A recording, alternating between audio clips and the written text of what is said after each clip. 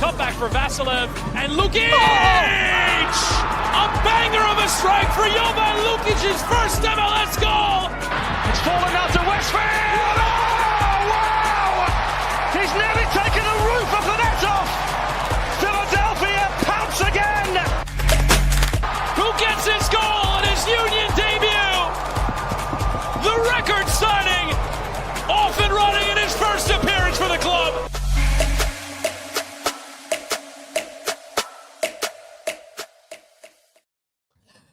Hello and welcome to the Free Kick Podcast. My name is Todd.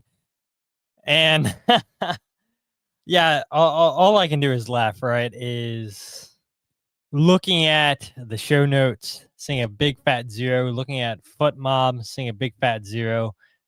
Some of you guys mentioning to me, do we even have to do a podcast? And I guess that leads a question to you guys I'll ask a little bit later down the show once we get more people joining. But yeah, who would have believed that the Philadelphia Union would lose 7-0 to Vancouver Whitecaps last night in their biggest defeat ever for a club, surpassing that 6-0 defeat that they suffered last year in the CONCACAF Champions Cup to Pachuca.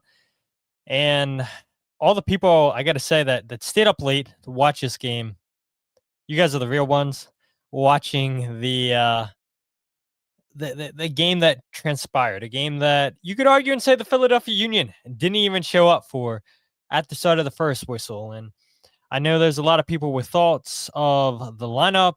There's a lot of people saying, well, yeah, I mean, it's obvious that the Union are going for it in the US Open Cup. They're not really going for it in MLS for the game against Vancouver. So, go ahead and make the changes to the lineup. But my goodness, how many times have I been on this show? How many times has Jose Nunez been on this show? Or you guys in the comments that have commented about how happy you are with the depth of this club?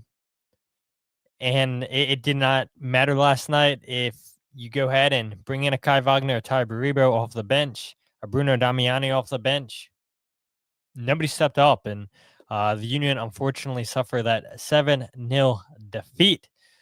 So yes, we are indeed going to go ahead and talk about last night's game. I'll be curious to see how many of you guys join this thing live. I'll be curious to see how many people wind up listening to this back on the RSS feed, because who wants to stay for a loss, right? I've noticed everybody seems to listen to these live when there's a win. People go and listen back on the podcast feed when there's a win. But when there's a big loss like this, how many people show up? And I did see there was a lot of people last night paying attention to AAT Sports Across the Pitch with Mike Barrera, Jose Nunez, and Jillian Almany. I know was on last night after Bradley Carnell's press conference. And a lot of people chimed in. I think, for the fans that stayed up late and watched the game all through, they were heated. They were feeling some type of way, and they wanted to get some steam off. And maybe that's you. Maybe that's some of you guys tonight. You still have some steam you want to get off. And if that is the case, I'm going to need you guys to help carry the show in the comments. But yeah, we do have a couple news segments to talk about. I do have a lot of thoughts on last night's game. I do have a blunder of the week that is pretty interesting. And, right off the bat, it probably should, and it could go to the Union's performance last night, but it's not going to go to the Union's performance last night. I feel like that would be the clear and obvious. There was another one that I had earlier in the week, and then there was one that I was made aware of early this morning that I think definitely deserves some time to talk about. So we'll get to that for Blunder of the Week. But like I said, we do have 2 news points to get to, and then we'll get into the game. So without further ado, let's get straight into the news.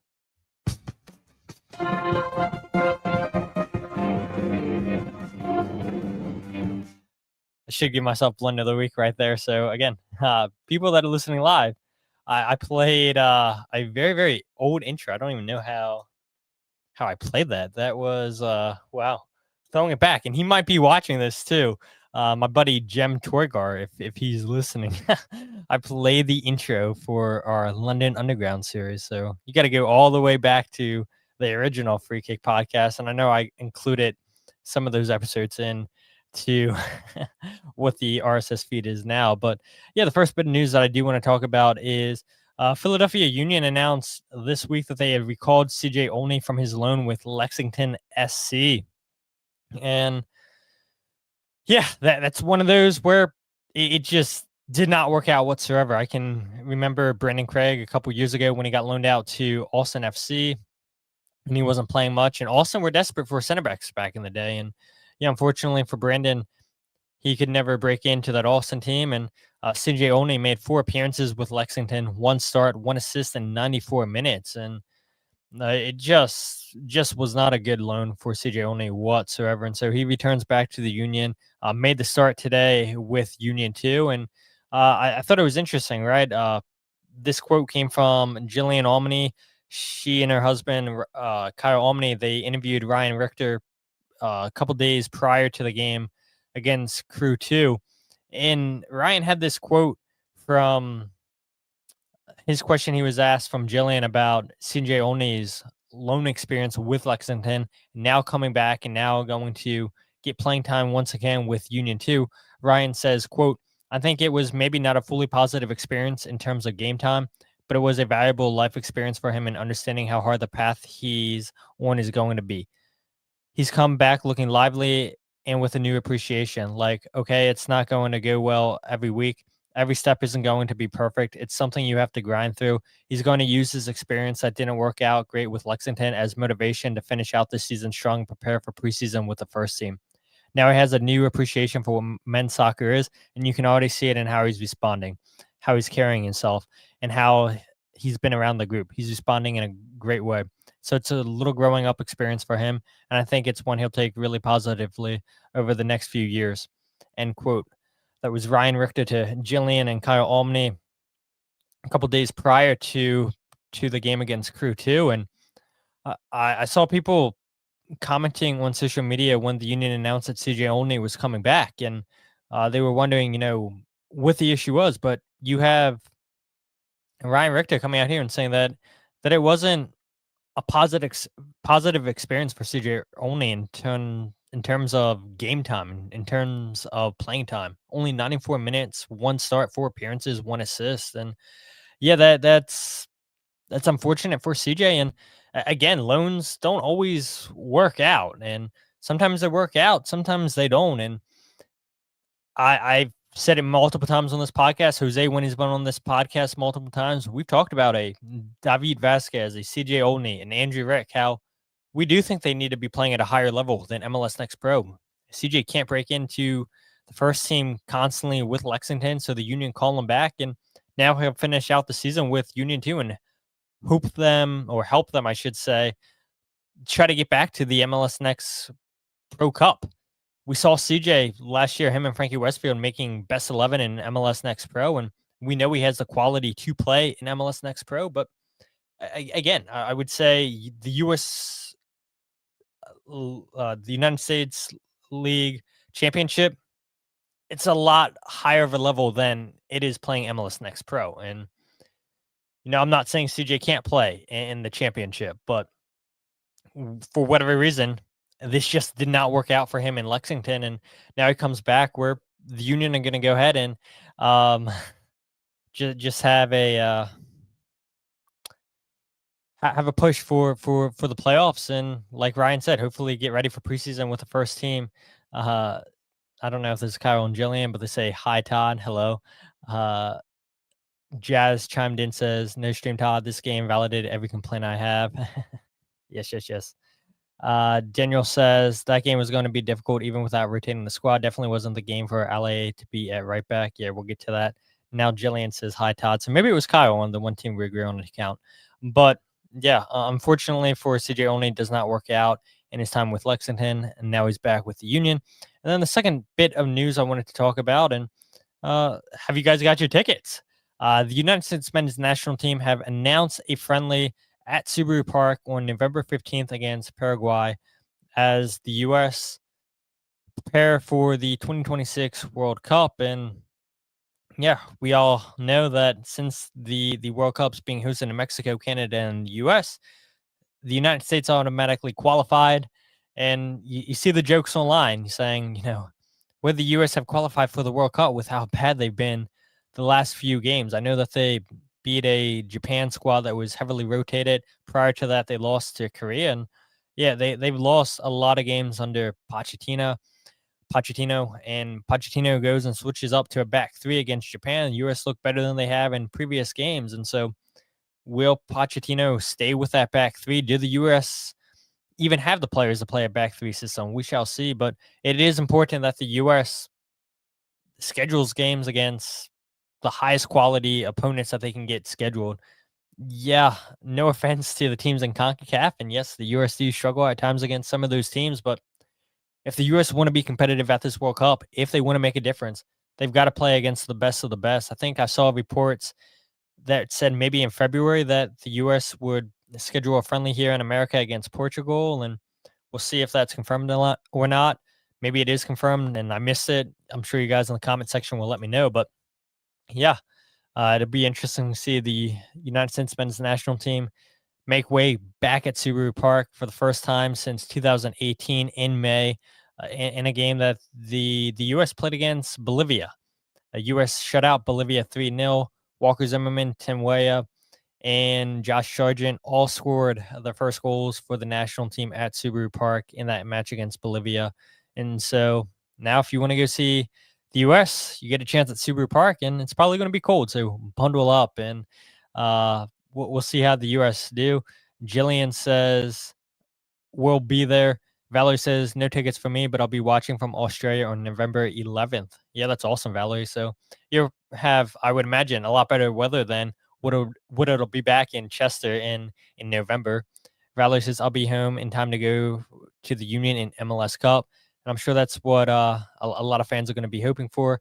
Valerie also says we were at the USA versus Bolivia game back in 2018. So yeah, if you guys missed out on another opportunity, you have a chance in November to see the U.S. take on another South American country. So that's all the news that I wanted to get to. And now we'll get to the unfortunate part of the show where maybe some of you guys start logging off. That is last night's Vancouver Whitecaps versus Philadelphia Union match. And again, I said it in the intro. It is insane just watching this scroll at the bottom of the screen. 7-0 defeat for the Union, as Thomas Muller scores a hat trick.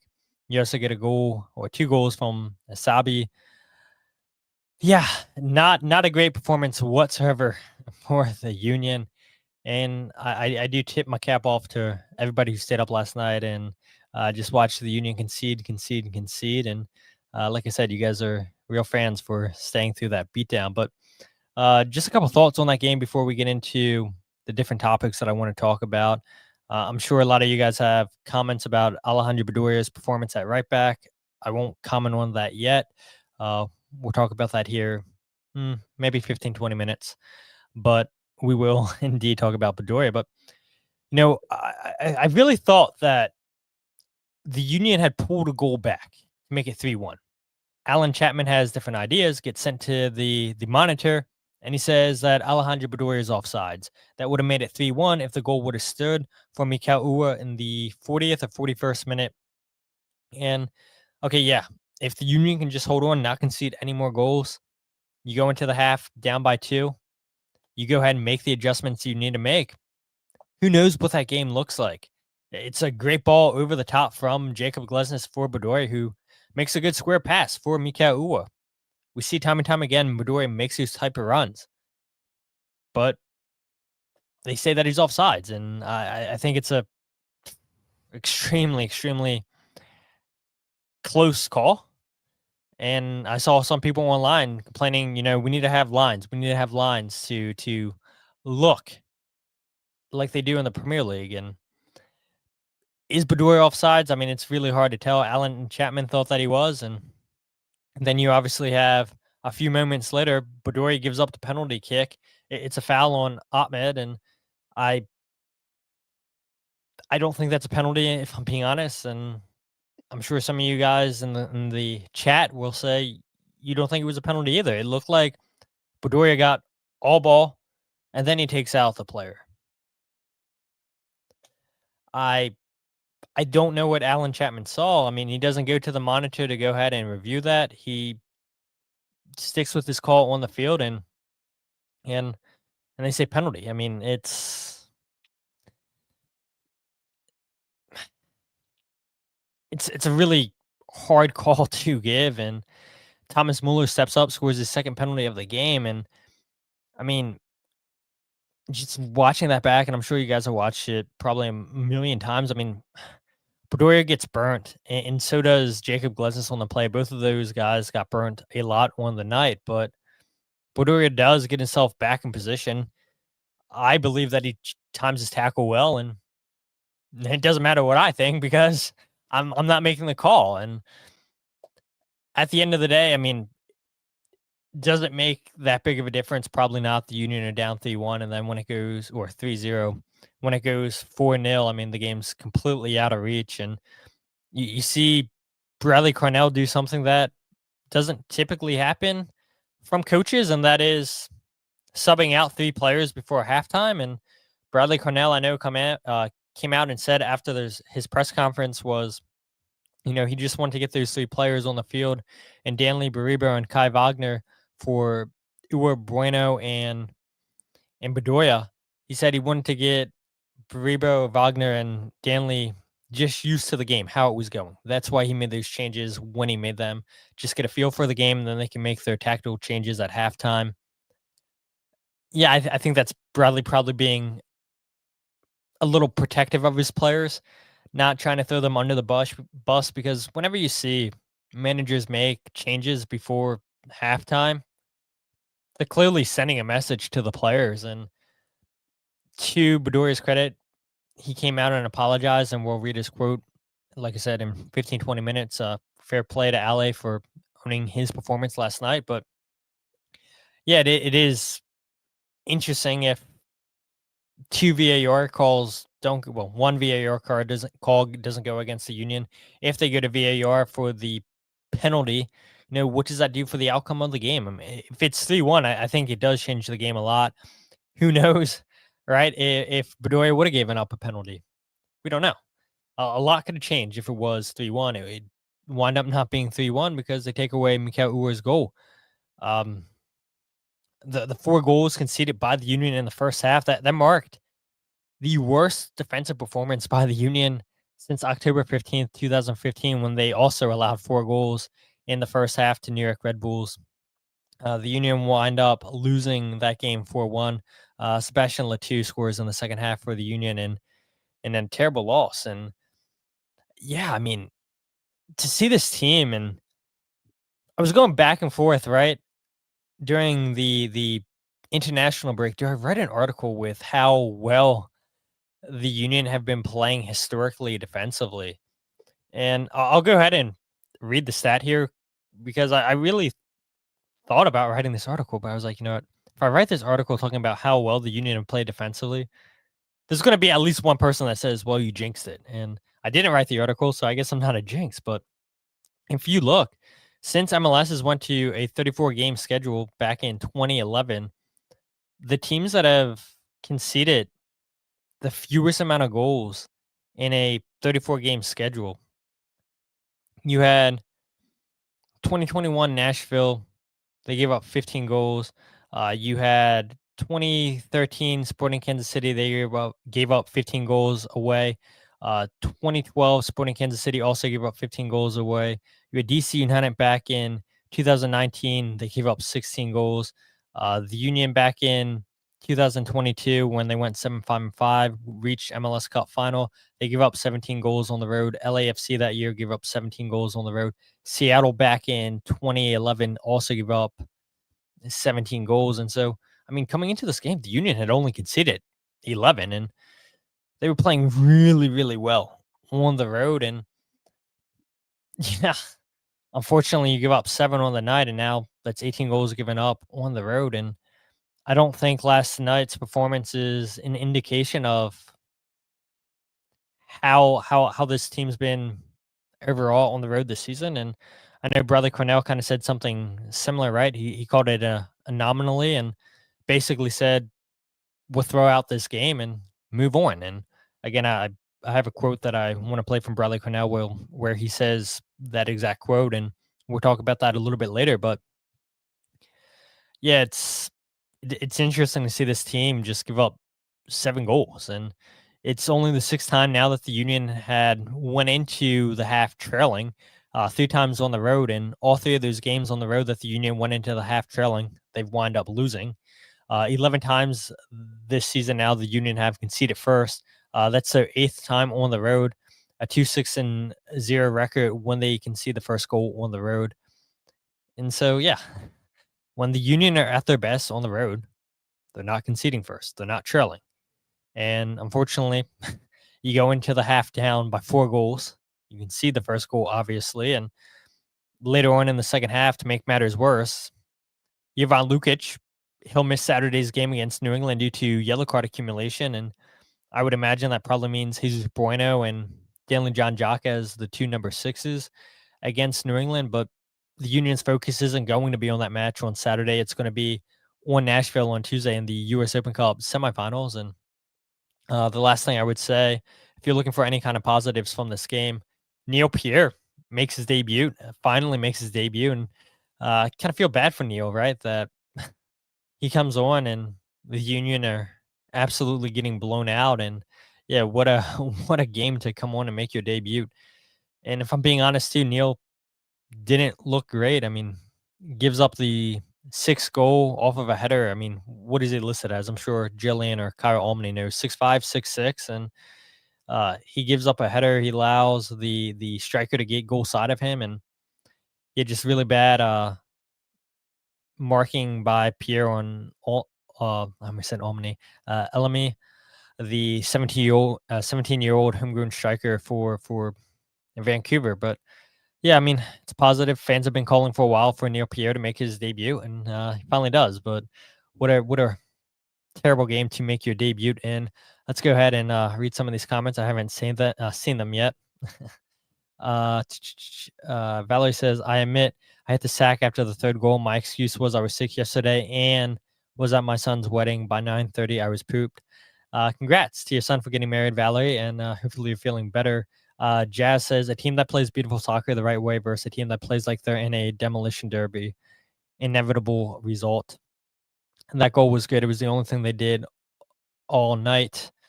Cole says, can't wait for Pro's opinion on both the second PK and or goal. Philly River says, Todd, I'm repping us in Nashville. Yeah, let us know. Let us know how many people are in Nashville for that game. Hopefully there's a good contingency going down to Nashville for that game, because we've seen the Union have good results down in Nashville the last couple of years. Not so much this year. Obviously, Makanya gives up a very, very late penalty kick, and Hani Mukhtar converts in the 100th minute, 101st minute, and the Union lose that game 1-0. Jazz says goal was good on field. VAR got evolved after. What gives with Bueno's arm? Yeah, that's the 2nd time or 3rd time this season that he's given up a penalty on a set piece, right? I mean, really poor from Jesus defending a set piece, and I think the Union gave up way too many corner kicks in this game too. And they're a team that coming into this game had only conceded 4 or 5 goals off of set pieces, which was the fewest in MLS. I mean, they're one of the best teams in MLS attacking set pieces and one of the best defending. And to see the Union concede, I don't have the number in front of me. I'm trying to look for it, but they conceded 9 corner kicks in this game. 9 corner kicks. That's too many corner kicks. And to see Jesus Bueno stick his arm out, hit the ball down. I mean, that was clear as day a penalty for Thomas Muller's first penalty. But yeah, I mean, the marking all game long for the Union seemed off. And yeah, I know a lot of that was because Glesnes shifting over, covering for Bedoya. You had Kai Wagner out of position a lot of times. I don't think the 2 number 6s played great for the Union, and Jesus Bueno or Jovan Lukic. The 2 10s, and we'll get into that here in a little bit. Quinn Sullivan and Indiana Vasilev. Not great whatsoever. I mean, all in all, just really bad marking by the Union. Will that be on the field or at one set pieces? Dan says, calling the offsides clone obvious is what is crazy to me. Yeah, it is crazy. I don't know. I mean, it looks so tight. And even when they showed us the replay back, how you can say that was clear and obvious. Maybe Alan Chapman has like supervision or something. I don't know, but it doesn't matter. 6'5" Neil Pierre, as Jillian says. Thank you. Yeah, I mean, Neil shouldn't be getting out jumped shouldn't get out muscled for how big this kid is.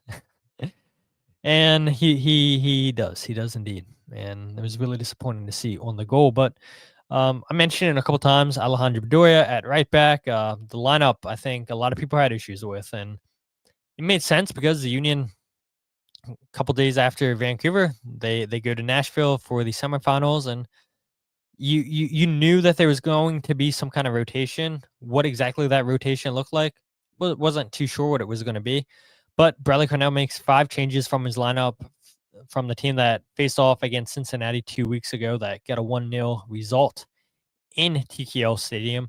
You had Andrew Rick in goal, Alejandro Bedoya at right back, Jacob Glesnes and Nathan Harriel as the 2 center backs because Macania served his first game out of his 2-game suspension for his second yellow card that turned into a red card against Cincinnati. He got yellow card accumulation, then he got that second yellow card, so he was suspended for 2 games. Frankie Westfield gets a start at left back for Kai Wagner, who eventually does get substituted right before halftime. Jesus Bueno and Jovan Lukic as the 2 number 6s, Quinn Sullivan and Indiana Vasilev as your 2 10s, and then Milani Lasky and Mikhail Uwa as your 2 number 9s, your 2 forwards. And I mentioned it earlier, like maybe 2 minutes ago, but Indiana Vasilev and Quinn Sullivan, they got zero pressure on Sebastian Berhalter and Andres Cubas, the 2 number 6s for Vancouver. Absolutely let them control the game. Berhalter finishes the game with 2 assists, created 5 chances in this match. I mean, when you allow midfielders to dictate the game as much as the Union allowed Sebastian Berhalter to dictate the game, I mean, good players are going to make you pay. You saw Thomas Muller making these late runs through the midfield into the 18-yard box going unmarked multiple times, and the marking for whatever reason was just off, and it seemed like the Union didn't show up. They weren't ready from the beginning of the game. Vancouver gets the first 3 shots in this game, and they eventually get the goal in the 18th minute, but I don't know if it was the 2 weeks off or what it was, and I don't think the Union can use that as an excuse because Vancouver had 3 weeks off, and Vancouver comes out and puts up 7 goals. And so is the long break really to blame for how the Union approached this game? I'm not too sure that should be used as an excuse. Maybe people listening back to this, maybe you guys listening live, you do think it's a valuable excuse. I don't, because we've sat so many times here talking about how the Union have good depth.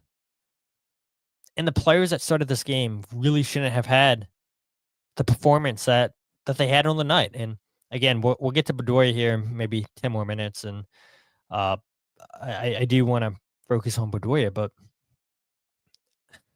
it's a poor performance all around by the Union. And these are players that have showed time and time again that they've been able to step up when called upon. And that wasn't the case on the night. And I know I mentioned the 2 number 10s, Indiana Vasilev and Quinn Sullivan. And my question is, what's happened to Quinn Sullivan? I sat here a couple months ago saying, whenever it was, Jose and I were talking about, and I asked you guys to chat, if you guys had your Union MVP right now, who would it be? And for me, it came down between Quinn Sullivan and Kai Wagner. Quinn Sullivan plays so well in the first half of the season and gets called up to the gold squad. And since then, what's he done for the Union? Looking at his last 8 games, he's had 0 goal involvement. Only 8 chances created in his last 8 games. He has 42 chances, 42 chances created this season for the Union, but only 8 in his last 8 games. Where's it gone wrong for Quinn offensively? He looks a shell of himself, and when he's tracking back, he looks gassed. Has Quinn Sullivan been played too much? And somebody on this show or somebody on social media posed the question and said that they believe that Milan Lasky should be playing as the number 10 because it doesn't seem like Indy's going to lose his spot. Doesn't matter what he does. He's locked in as a starter into the squad. And somebody was arguing that it should be Quinn Sullivan who should be fighting for his job. It should be Milan going for Quinn's role, and it does not him going for Indian Vasilev's role. And I think maybe it is a fair point. But would Carnell bench Quinn Sullivan? Would he do it? Because he's not getting it done for the Union offensively these last 8 games. I don't think he's really doing it defensively either. He looks gassed, and there was zero pressure from Vasilev or Quinn Sullivan, one of the 2 number 6s last night for Vancouver. They were just able to split the line so easily, play the balls out wide to the flanks to the 2 wingers for Vancouver and Sabi and Ahmed. And when you don't get that pressure from your number 10s, then players are going to exploit you. It doesn't matter how good your number 6s are. If you're not getting pressure on the ball, you're going to get called out like the Union did last night on Vancouver. And to Jazz's point, it was beautiful soccer versus demolition soccer. And the Union have played beautiful soccer multiple times this season. You see it multiple times in games. Maybe not fluidly for 90 minutes, but they can play beautiful soccer, putting passes together, breaking teams down with passing the ball. But Vancouver, time and time again, they're breaking the Union down with the ball. They're playing it out wide. The dribbling past Bedoya, Glesnes. Kai Wagner looks lost defensively. I mean, just not a good game defensively by the Union at all. Jazz says, I've said forever, Sullivan is the most overrated player on the team. He also says, Berhalter, Mueller, and 9 guys I never heard of showed you why MLS Cup is a pipe dream. A double would be nice, but I'll settle for a single, like I'm at the counter at Wendy's. Valerie says, Bradley's right. It was an anomaly. We've been singing his and the team's praises and its depth all season long. This was a one-off. Cole says, it feels like he lost all his confidence at the Gold Cup. And yeah, that might be true, right? I mean, Quinn knew that there was a real possibility, a real chance to make that Gold Cup squad. He does make it. But then afterwards, what's he done? It seems like he's really cooled off, because I can also remember that Jose and I were talking about what players we think could potentially leave the Union in the summertime. I said Quinn Sullivan. We said Danley John Jock. Both players had phenomenal first halves of the season. I think Danley's still having a good second half of the season, but Quinn Sullivan's completely dropped off. And for whatever the reason may be, yeah, maybe it should be Milan going for Quinn Sullivan's spot in the starting lineup. Maybe Quinn shouldn't be an automatic locked in to that starting 11. And I should have had this pulled up. I'll try to go ahead and pull it up right here. But the last time I checked, Quinn Sullivan led the Union in appearances in MLS. I mean, he's been pretty much a lock in the Union's starting 11 under Bradley Carnell. And if I'm not mistaken, too, he's been up there with minutes played. And I'm sure one of you guys will probably beat me by looking this up. But yeah, I don't know. I really don't know where it's went wrong for Quinn Sullivan, and it's been disappointing. So for the Union this season in MLS, looking for the players that have played the most appearances, that would be Jovan Lukic at 29, Bruno Damiani at 29, Kai Wagner at 28, Glesnes at 27, Indiana Vasilev at 27, Danley at 27, Makanya at 26, Quinn Sullivan at 26. So yeah, Jovan and Bruno have led the team with 29. So yeah, Quinn's not up there anymore, but 26. I mean, he's pretty much been a lock. Quinn is number 6 in most minutes played, 1,865. Kai Wagner leads the way with 2,408, followed by Jovan Lukic at 2,351. Jacob Glesnes, 2,265. Danley John Jock at 2,043. Makanya, number 5, 1,876. And then Quinn Sullivan, 1,865. So, I mean, you can see who are the most important players for the team. And yeah, people on the show, I said it too, that the Union probably should have went out and got a center back. And for whatever reason, it just didn't happen for the Union. I'm sure they'll address that in the wintertime. But Danley John Jock, pretty much a lock. Jovan Lukic, pretty much a lock. Kai Wagner, yeah, obviously a lock as your left back. But Yeah, things do look a little bit differently when you don't have Jovan Lukic and Danley John Jock in there, and this isn't a knock on Jesus Bueno, but yeah, you don't get the same pressure, you don't get the same pace that Danley gives your starting 11 when he's in there, and offensively too. I think Danley offers you a little bit more than what Jesus Bueno does. I know he had that high goal scoring streak going for him in the League's Cup a couple seasons ago, but yeah, I mean, when Danley's not in, you completely lose something, and that's why I thought it was so important for the Union to hold on to Danley through the summertime because of how important he's been to this team. And again, it's a great signing by the Union last August, and uh, he hasn't put in too many bad performances. But when he's not in the starting lineup, you obviously can tell the difference. It seems off a little bit, but yeah, Quinn Sullivan, I started talking about. No goal involvements in his last 8 games. Ua and Alowski start up top for the second time. Red Bulls away was the first, and there wasn't many chances created in that game for those guys either. Alowski eventually switches back to number 10. Chris Donovan goes up top with Mikhail Ua, and yeah, the Union did not look great away against Red Bulls. Have a penalty with Bruno Damiani, gets saved, and then they give up the goal a few minutes later and wind up losing that game 1-0. And I mentioned it, the triple change right before halftime.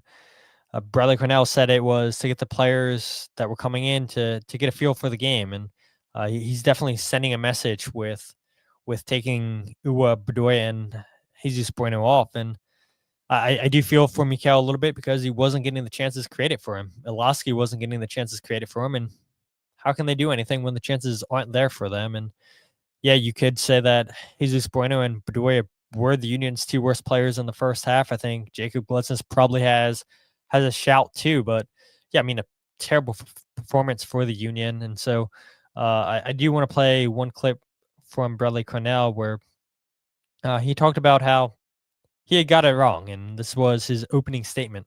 Disappointed with the results. We thought we put out a team there that could be very competitive, and we had enough on the field to win the game.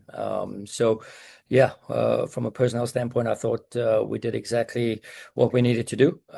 Just unfortunately, the application on my behalf, we couldn't get it right. So, I think over 30 match days, 29, we've proven to find the right recipe.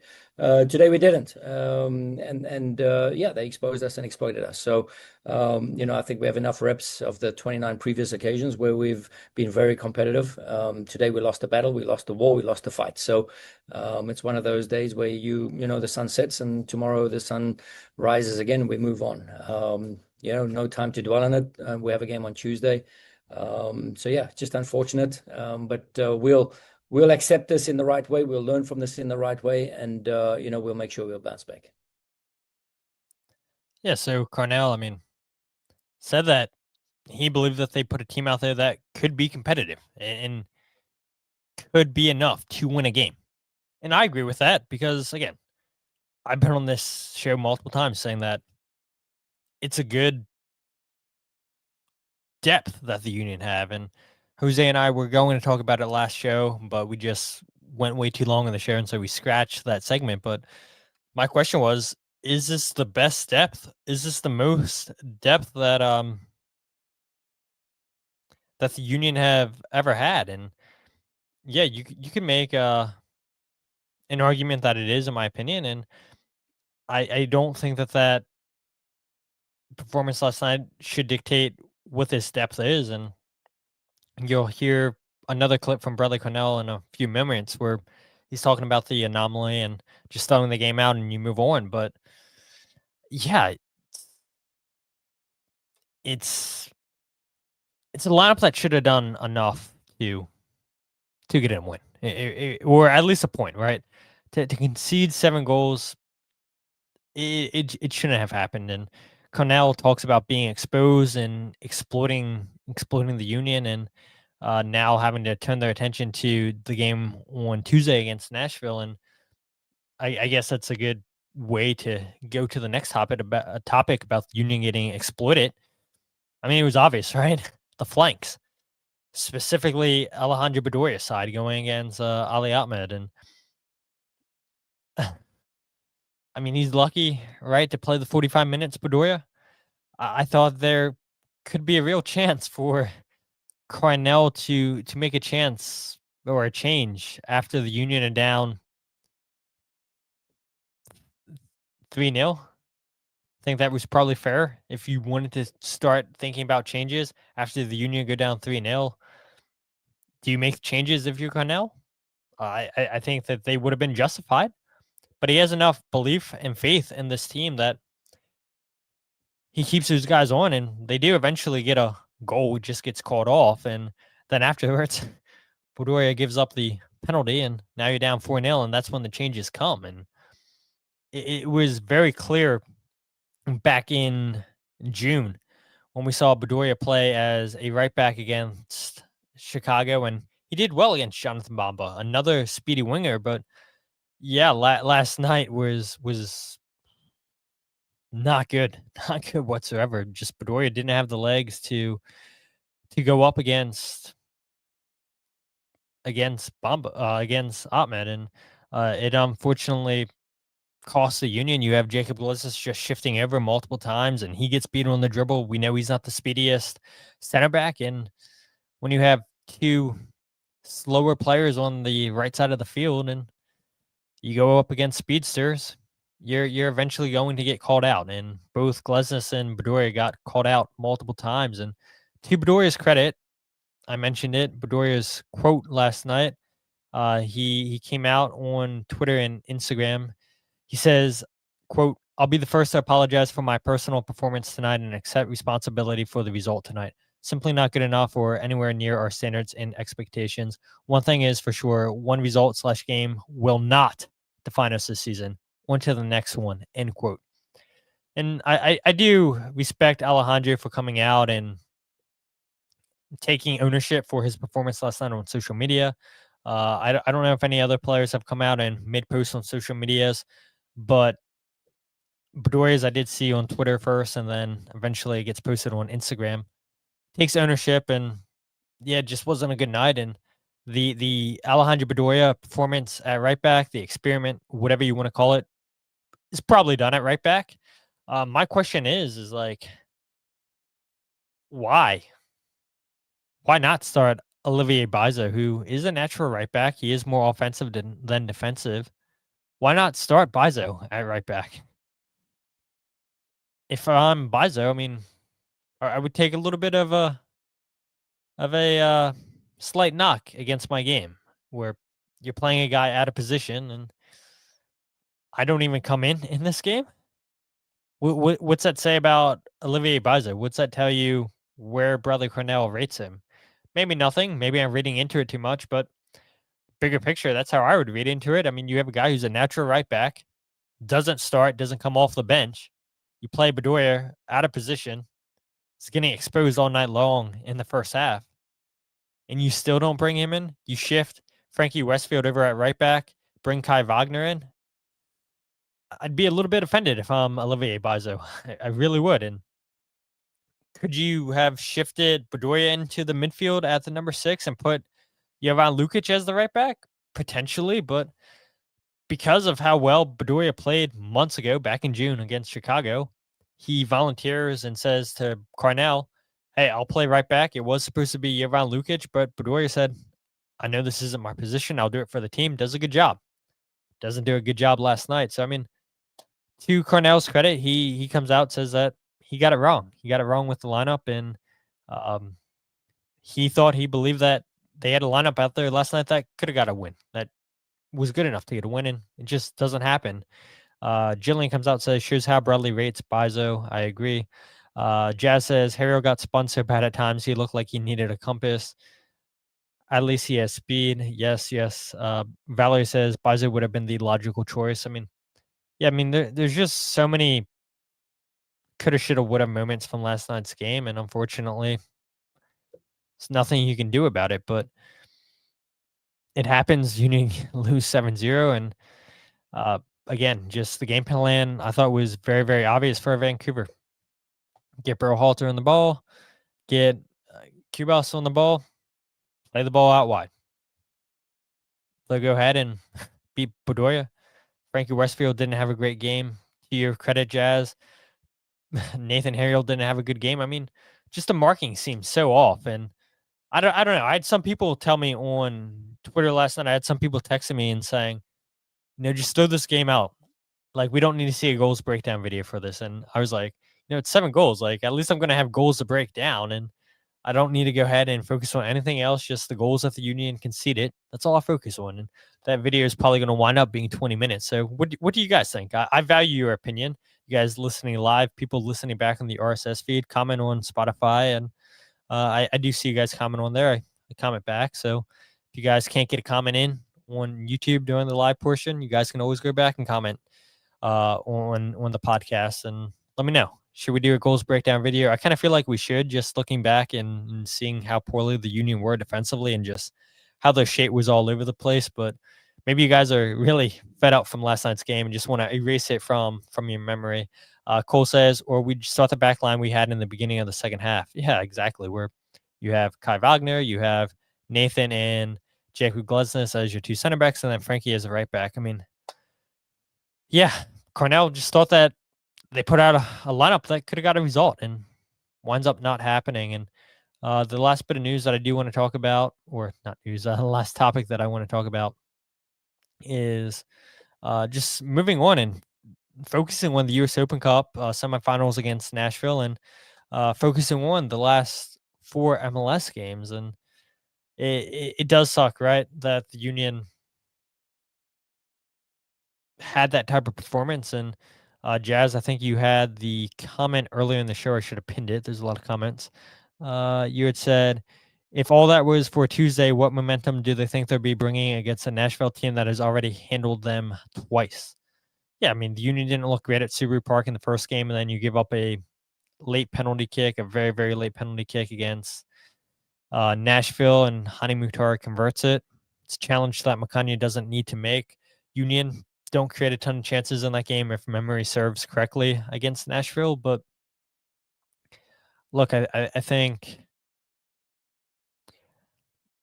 it's better to get that performance out of the way that they had last night than let's say come playoff time, or God forbid they would have had a 7-0 performance, and maybe they still could against Nashville on Tuesday. I don't think it's going to happen, but look, I would rather them get that game out of the way right now instead of playoffs, or instead of Tuesday. And again, yeah, it still could happen, but let's see. Let's see. Did the Union get that out of their system? Is it a wake-up call that they needed to finish out the regular season as they head towards playoffs? Is it the wake-up call that they needed for the match on Tuesday? Now, it is worth noting, Nashville winds up losing 2-1 on Saturday to Cincinnati, give up a late game-winning goal to Evander in the 98th minute. Nashville, they crawl one back in the 84th minute with Sam Search, thinking that, hey, look, it had been pretty much all Cincinnati, and they get a late goal with Sam Search, and then they give up that late game-winning goal. And we've seen Cincinnati not look great the last 3-4 games at TQL Stadium, and they finally get a win. But what I think is interesting is BJ Callahan doesn't really rotate his squad like the Union did on Saturday night.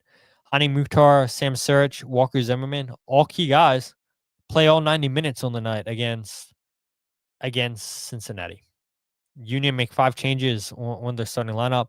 Yes, Andy Nahar was on the bench. Ahmed Quassem was also on the bench. Both players eventually wind up coming off the bench, but I did see Quassem left in the 90th minute. So will he be available on Tuesday? I didn't see what PJ Callahan said. I don't know if it was injury or whatnot, but I did see that he left, and that would be a huge blow because the Union struggled against him defensively in both games this season. So we'll see what his status is Tuesday against the Philadelphia Union. But it is interesting to see just 2 managers take 2 complete different approaches for the game. And maybe Bradley Carnell felt that the Union had enough cushion at the top, which is crazy to think. And I'm not saying that's what he thought, but Union only a point up on San Diego, and they get a huge favor last night from Minnesota, defeating San Diego away 3-1, and Union still remain in first place. But yeah, Bradley Carnell and BJ Callahan both take a little bit different approaches to the games last night, and we'll see. Did the Union get bad performances out of the system now? I mean, God forbid they don't have another big blowout loss like that again. Valerie says, had I been able to watch the game, I'd probably vote for a no goals breakdown for this one. But since I missed the game, I'll appreciate your review. Yeah, maybe we should do goals breakdown. Cole says, I find it weird that one time Bradley rests Wagner is right after a 2-week break. Jess says, only thing I have faith in is Mutar throwing himself on the ground to win it late. Valerie says, aha, it was Bradley's cunning stunt to lull Nashville into complacency, right? Right? Yeah, maybe. We'll see. Maybe complacency. Union lost both games against Nashville this year, and can't lose 3 in a row, right? Can't. Can you? We'll see. But Bradley Carnell again just apologized for last night's performance and just talked about the anomaly and how the Union have been good through 29 games this season, and they finally give up multiple goals, too many goals on the road, and this is what Bradley Carnell had to say on just that anomaly. These type of games are anomalies. That's why I said 29 games, we've shown a certain picture, a certain face, and now we have match day 30. Myself, the staff, the players, we had an off day at the office, and yeah, that's what it is. We just have to move on. I'd rather, get cleaned out like this and we learn from it and be like, all right, that's not us. Let's move on, and I think that's the feeling I get. That's the messages I'm hearing, and that's always a positive sign. Yeah. So you hear Carnell say that at the end that it's positive, that he's hearing that the team just wants to move on, that they know that that's not them, and let's hope that that's the case for Tuesday. Philly Rivers, you said you're going to the game. We'll see how many fans wind up going to the game, because I would feel bad if any Union fans traveled out to Vancouver and that's a performance that they got last night. And hopefully the Union got that type of performance out of their system, and they come out swinging, have a better play against Nashville on Tuesday. But I would imagine that because it's a semifinal, both teams are probably going to want to feel each other out and slowly build into the game. But I could be wrong. I could be wrong, and maybe both teams just go straight at each other. But because one win puts you in a final, I do think that this game has the potential to start out slow, and we'll see. Will it be Nashville once again scoring the first goal? But yeah, I don't think that we'll see the Union have a 7-0 or a high goals conceded game like that again the rest of the season, or at least I hope not. I mean, we've seen them be so well on the road, just so well overall, leading the way in the Supporter Shield, standing 17 wins, and again, it is what it is, and it sucks that was the Union's biggest defeat ever in team history, and it seems so weird to me just looking and seeing 7 just all over my notes, all over the screen, and yeah, hopefully we don't see that again, because right, a couple years ago, 2022, watching the Union put up 6 goals against DC United, 7 goals against DC United, 6 goals against Houston. I mean, they were scoring for fun. And now the Union, a couple years later, they're the team that's on the receiving end of one of those thrashings. But yeah, Blunder of the week. Blunder of the week is interesting. And this was brought to my attention early this morning. One, somebody had sent me a Reddit post, and then I got tagged on social media by Eric, and I didn't respond by the time that I saw it. He had tagged me like an hour later, and I know Jillian, Kyle, you guys had been tagged on social media on this post, and you guys responded to it. Jose Nunez already responded to this, but I'll go ahead and pull it up here for you guys who maybe don't check Philadelphia Union subreddit. I don't check it a lot. I know that there's people on there that seem to enjoy the podcast, seem to enjoy the goals breakdown video, and I do love all the support people on that subreddit give the show, and I really do appreciate that. But the one thing I didn't appreciate is this person who wound up deleting the post, or maybe their account altogether. They call the union's PR team amateurs, and so the post they had on our Philly Union said, quote, "Last night they only allowed 2 beat writers to join the press conference. The shenanigans from their PR staff continue. They routinely do BS like this, and they never get called out publicly. Happens with player availability all the time, and in preseason too with media access." End quote. I'll pull that up so you guys can read or see comments later. But that is completely false. I know Jose commented on that saying that that person that said that is a lie.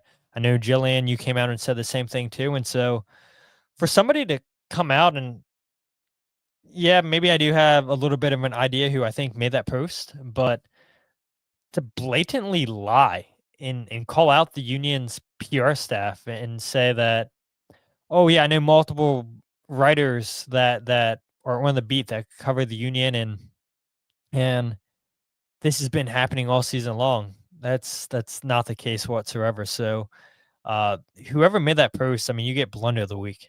Yeah, not good. No, not good at all, because I'll be honest, right? I think the Union have one of the better PR staffs in all of MLS. I've been to multiple away games, and not all away staff or those home team PR staffs are great. I think Columbus have a really good PR team. I know that Colorado has an excellent PR team. The Union have a good PR team.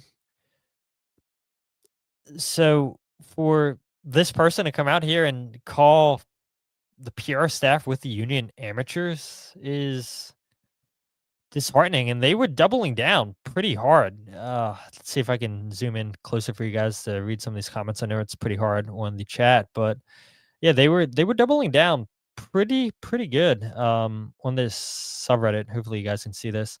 Like I said, you guys can see Jose's point right there.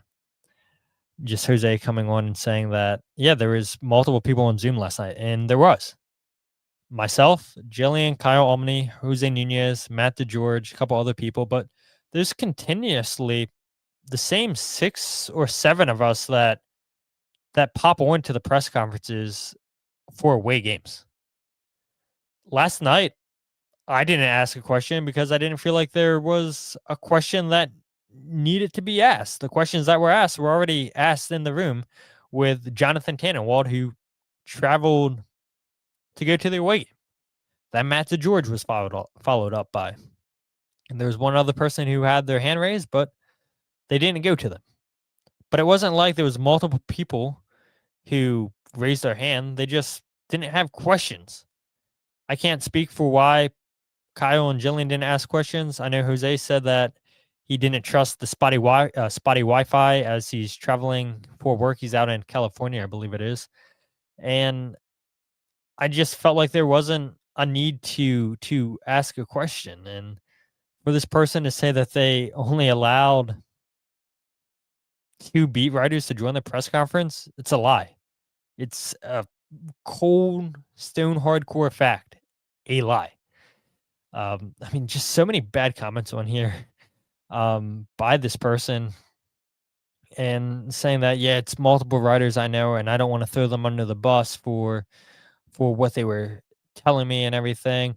They even like sent the little emails that we get with the Zoom links and whatnot for the press conferences. I mean, whoever this person is, like I said, I think I have an idea who it is, and it's pretty poor for them to go out here publicly and shame the PR staff. It's not a good look for them. And even if it isn't the person that I think it is, I mean, to come out here and blatantly lie and get your facts completely wrong, I mean, it's bad. And it's not my job to come out here, right, to defend the union's PR staff, but I am going to defend them when somebody is just lying as hard as this user was lying last night. it upset me because I'm like, there was definitely more than 2 people in that Zoom press conference. And the person I think was also saying that, yeah, they just don't allow writers to join in the Zoom links. I don't think that's the truth, because there's been multiple games this season where, again, it's the same 6 or 7 of us that are hopping on for away games. Sometimes there's a little bit less than that. And I think this is a team that's desperate for all the coverage they can get. I mean, I've had multiple experiences when I went to away games where I've had the PR staff come up to me and thank me for traveling for away games, thanking me for the coverage. And so again, I don't understand the point of lying. I really don't. If you have an issue with the PR staff, why don't you talk to them? Why go hide behind a profile where you're being anonymous, but people can put the pieces together and have a pretty good idea who this potentially is? It's just a bad look. And so because of that, blunder of the week. And I know I didn't have to come on here and defend the union's PR staff, but yeah, I mean, for these baseless claims, I feel like I had to. I felt like I had to, because it's like, why are you lying? So that's blunder of the week. Maybe some of you guys think that that's a little bit soft. Maybe it should have been to the Union for the performance in the 7-0 defeat. But yeah, once I got tagged on that and people told me about it, I was like, yeah, that's going to be blunder of the week. But yeah, I appreciate you guys. A little bit over an hour. There was a point there, 45 minutes into the show, where I was like, yeah, I think we might need to end the show here, but we got 17 more minutes out of it. And so I appreciate everybody commenting on the show tonight. People that obviously listen to the RSS feed, people that are commenting on Spotify, people that go and comment after we do the live stream. I appreciate you guys. If you guys aren't following the podcast on Twitter, Instagram, or Facebook, follow at Free Kick Pod, wherever you get your podcast of the Free Kick. Make sure to check out the YouTube channel, youtube.com/freekickpod. Go ahead and check out the podcast live. Every single episode is live on YouTube. The goals breakdown video also on YouTube. And then you can check out my writing, the podcast, or the goals breakdown video all in one place by going to thefreekick.substack.com. And so the Union, we all know, I've said it multiple times now, they play on Tuesday, which means that we should have a Wednesday or Thursday show. And hopefully it's a better show than what this one was. Hopefully we have more positive news to talk about. But we'll see. I do plan on doing another show, and then afterwards, then I'll be on vacation. So I won't be at Subaru Park for the New England game. Do I do the podcast or I do the goals breakdown video while I'm on vacation? To be determined. We'll make that call come Wednesday or Thursday once we review the semifinal game against Nashville. But again, I appreciate everybody that was here tonight. All the comments, I appreciate you guys. You guys are the best part of the show. But with that said, my name is Todd, and this is the Free Kick Podcast.